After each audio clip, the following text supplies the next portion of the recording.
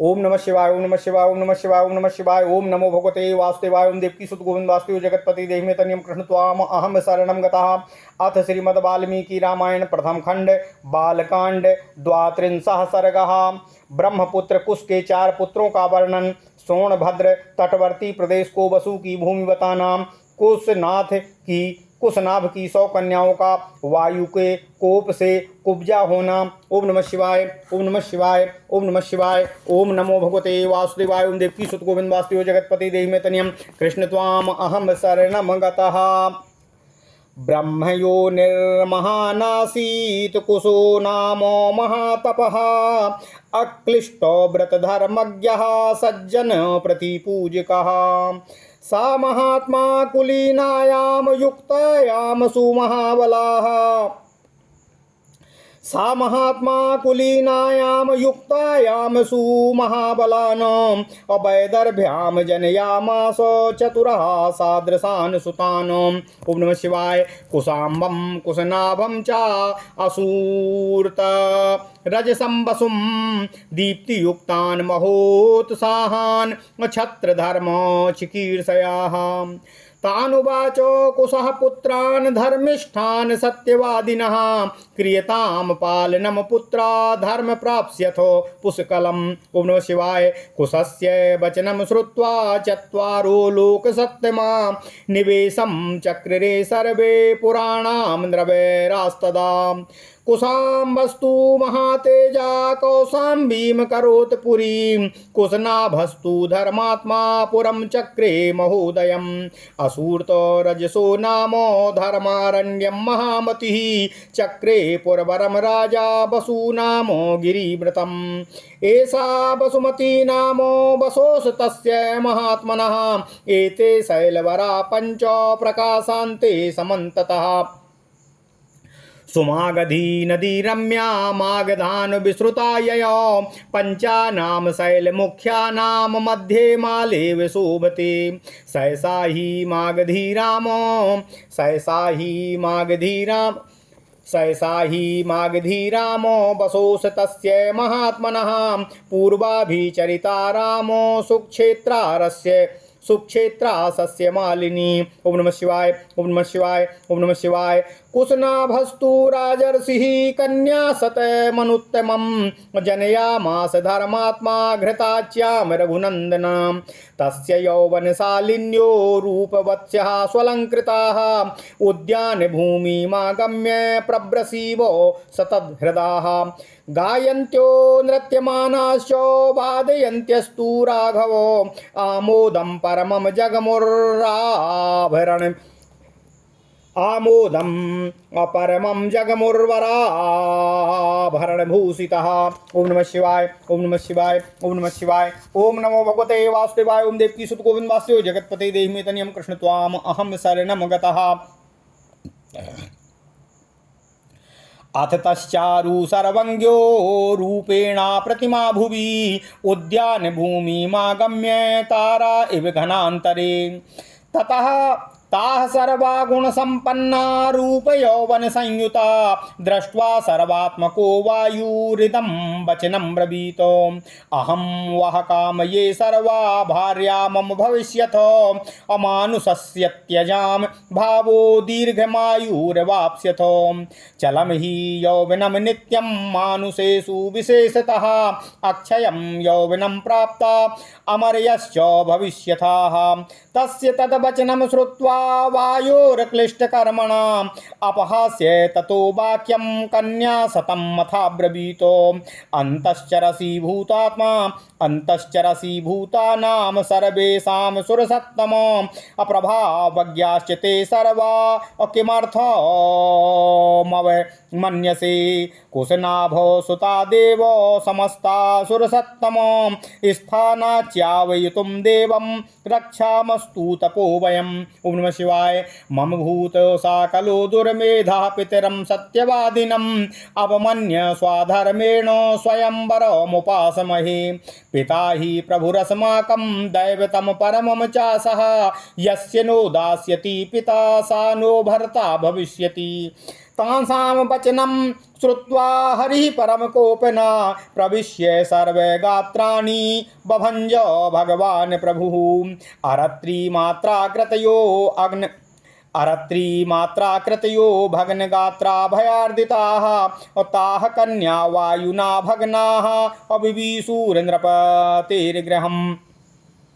प्रविश्य चासु सम्भ्रान्ता सलज्जा शस्त्रलोचनाः सा चाता दयिता भग्ना कन्या परमशोभनाः।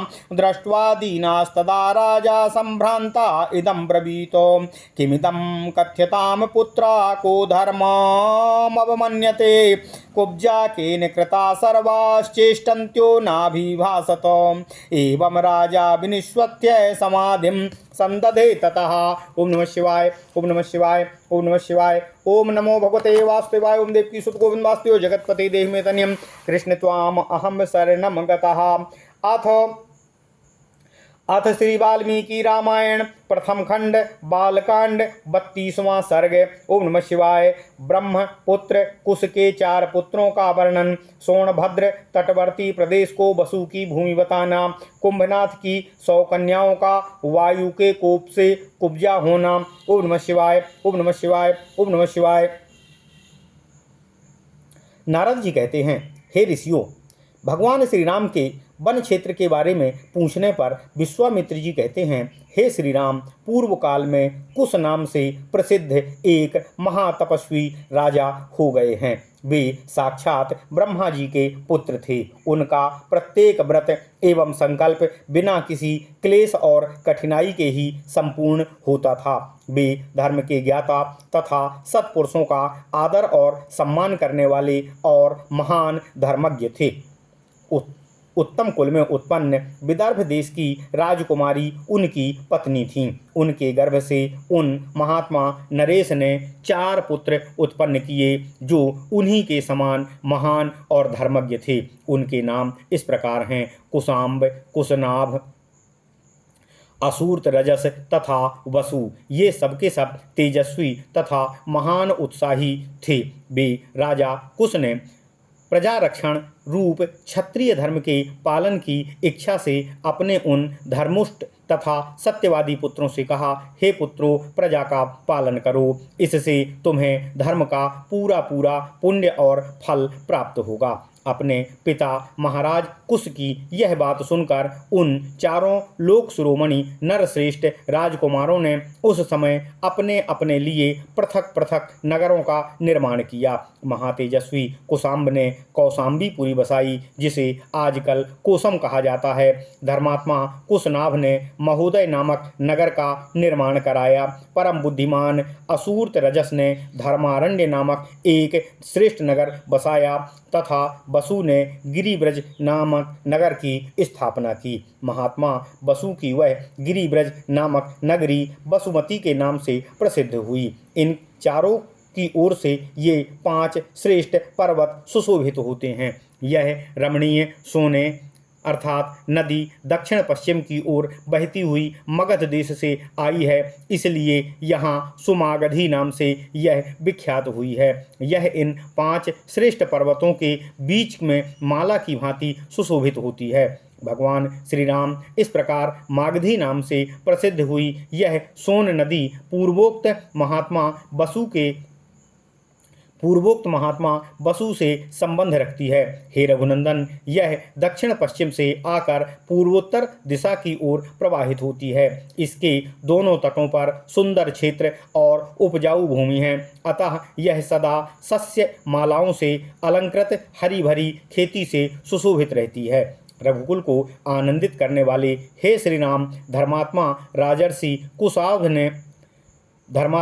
राजर्षि कुशनाभ ने घृताची अप्सरा के गर्भ से परम उत्तम 100 कन्याओं को जन्म दिया। वे सब की सब सुंदर रूप और लावण्य से सुशोभित थीं। धीरे धीरे युवा अवस्था में आकर उनके सौंदर्य को और भी बढ़ा दिया। हे रघुवीर, एक दिन वस्त्र और आभूषणों से विभूषित होकर वे सभी राजकन्याएं उद्यान भूमि में आकर वर्षा ऋतु में प्रकाशित होने वाली बिंदुमालाओं की भांति शोभा पाने लगीं।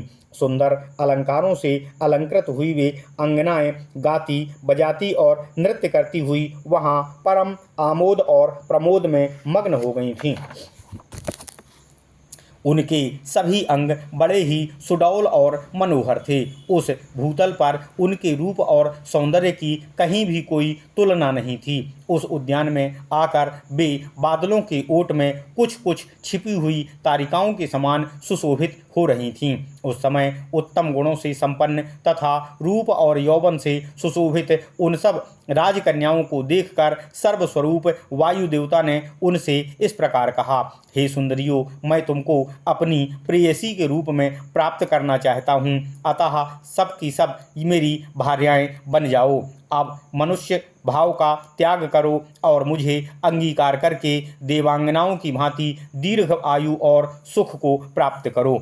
विशेषतः मानव शरीर में युवा अवस्था कभी स्थिर नहीं रहती, प्रतिक्षण क्षीण होती जाती है। मेरे साथ संबंध हो जाने पर आप सब के सब अक्षय यौवन को प्राप्त करके सदा सदा के लिए अमर हो जाओगी। अनायास ही महान कर्म करने वाले वायुदेव का यह कथन सुनकर वे 100 की 100 कन्याएं अवहेलना पूर्वक उनकी हंसी करने लगीं और हंसकर बोलीं, हे सुरश्रेष्ठ, आप प्राणवायु के रूप में समस्त प्राणियों के भीतर विचरण करते हैं, अतः सबके मन की बातों को भली भांति जानते हैं। आपको यह मालूम होगा कि हमारे मन में आपके प्रति अभी कोई भी आकर्षण नहीं है। हम सब बहनें आपके अनुपम प्रभाव को भी जानती हैं, तो भी हमारा आपके प्रति पति रूप में कोई भी अनुराग नहीं है। ऐसी दशा में यह अनुचित प्रस्ताव करके आप हमारा अपमान किस लिए कर रहे हैं? ओम नमः शिवाय।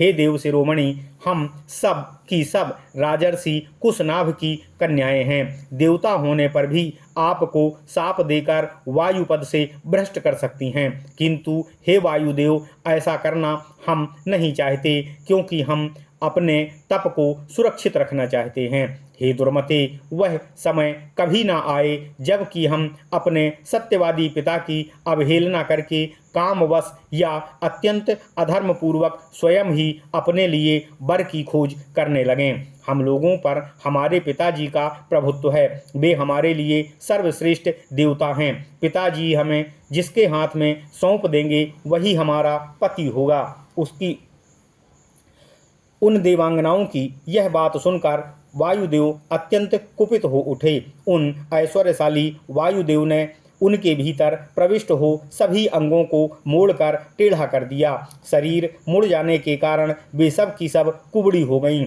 उनकी आकृति मुट्ठी में बंधे एक हाथ के बराबर हो गई। वे भय से व्याकुल हो उठीं। वायुदेव के द्वारा कुबड़ी की हुई उन कन्याओं ने राजभवन में प्रवेश किया। प्रवेश करके वे लज्जित और उद्विग्न हो गईं। उनके नेत्रों से अश्रुओं की धाराएं बहने लगीं। अपनी परम सुंदरी प्यारी पुत्रियों को कुब्जिता के कारण अत्यंत दयनीय दशा में पड़ी देख राजा कुशनाभ अत्यंत विचलित हो गए और इस प्रकार बोले, हे पुत्रियों, यह क्या हुआ? बताओ, कौन प्राणी धर्म की अवहेलना करता है, जिसने तुम्हें कुबड़ी बना दिया है, जिससे तुम तड़प रही हो किंतु कुछ बता पाने में समर्थ नहीं हो रही हो? यूं कहकर राजा ने लंबी सांस खींची और उनका उत्तर सुनने